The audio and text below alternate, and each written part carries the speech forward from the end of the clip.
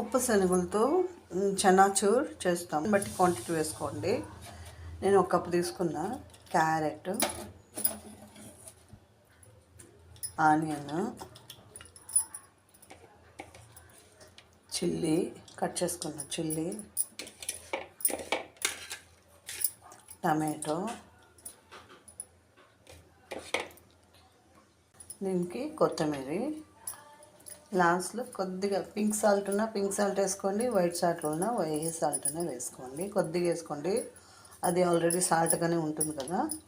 ఇప్పుడు lemon, mixture ఉన్న mixture, శనగగింజలు కావాలన్నా శనగగింజలు, కీరకాయ ఏ కావాలన్నా కూడా మీరు వేసుకోవచ్చు. బట్ నేను